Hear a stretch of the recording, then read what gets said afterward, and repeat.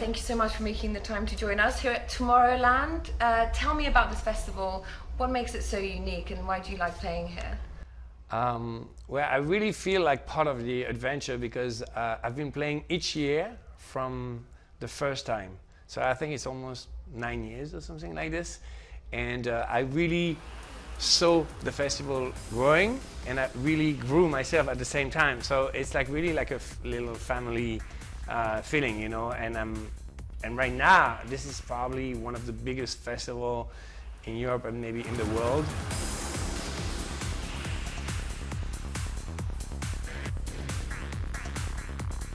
Try to encapsulate your journey because you've been through such a life and musical journey with this genre. I started to play house music in '88 when I was like really young.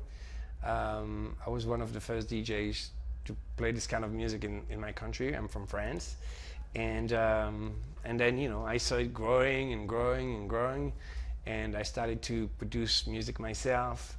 And then, you know, I had the idea to try to create a bridge between, you know, American urban culture and electronic music where I was coming from.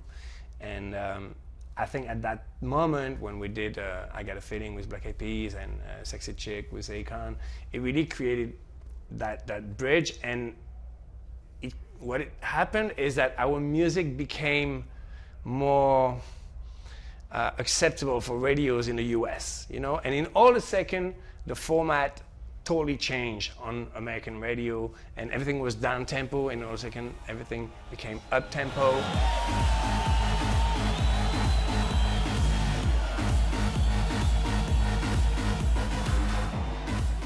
Do you feel that where we are right now with electronic music, it's really hit a peak, or do you think there's more to go? What is making us very strong is the diversity of the community. So you have people like me that have been really crossing over with big records, but you also have still a very strong underground scene. And I think that everybody together we are keeping that scene alive and always exciting, you know. And this is probably why it keeps on growing. I think it's gonna grow even bigger because, you know, if I look at the history of hip hop, I take it as a reference to what we can do with our music, you know, because we came later, but they're two musical genres that you can compare because they both came from the underground, then became like trendy, and then crossed over, you know. And it's only since, what, 4 or 5 years that it crossed over. So there is like way more to go. Let's talk about the set tonight. When you're going on, how do you plan it? Do you have an idea in your head, or do you sort of like start off and then see how the crowd is doing and then feed off them? In a club, there is absolutely nothing that is organized. When it's a very big show like this, of course it has to be a little more organized because there's the production, the lights, everything. But today, it might be total chaos, I have to tell you, because today I wanted to share the stage with two very dear friends of mine that I've helped in their careers when they started, and they're now very big. It's Afrojack and Nicky Romero. And you know, because I've been playing so many years, I thought it would be fun to invite them, and we're gonna play the three of us together. So we couldn't prepare anything because they have like a crazy schedule. You have a crazy also schedule. Very successful, and me. So we just met and said, oh, so what should we do? So I just know that I'm gonna open and close on my own, but for 90 minutes we're gonna go the three of us playing one record each, and we don't even know where this is going.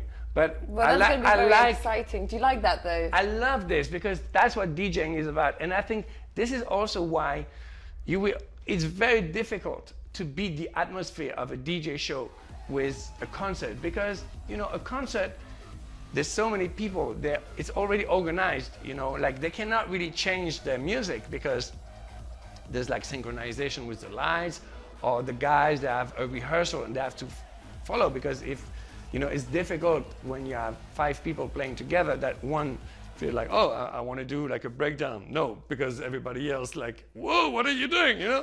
So now, when you DJ, you can really look at the crowd and say, if they're like a breakdown, you can just loop it and stay there for like 5 minutes and put effects and crazy stuff, you know, and I love this. The genre has become so big. There's been so much crossover internationally. Do you think that's been that's translated in the music?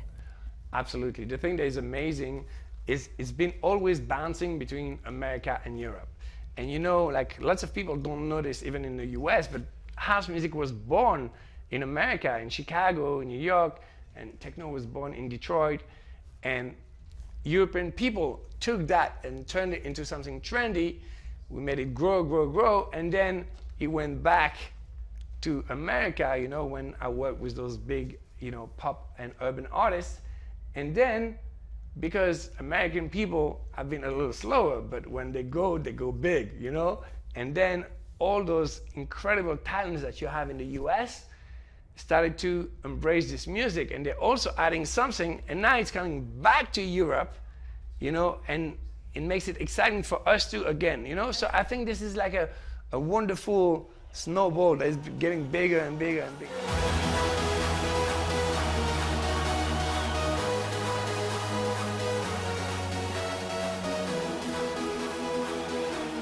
Can you share one of your surprises with us now? What can we look forward to? Well, to tell you the truth, I'm in the middle of my new album, my next album. You know, it's going to take me like probably a year more or something, you know. And this is exactly where I stand now, you know, because every time I come with a new album, I have to come with a new story to tell, a new sound, you know. And right now I'm just experimenting, and it's my favorite moment where I feel totally free because I'm not in a rush, and I can just like try lots of different sounds, you know. I don't want to do like obvious David Guetta, you know, so I have to start from scratch again, and you're this like is an the artist best with sensation. a blank canvas. You know, you have to keep your personality, but at the same time you don't want to repeat yourself, otherwise, you know, it's just like annoying for people. So right now I'm just having fun and try to discover, maybe by accident, because the best things I always got them by accident.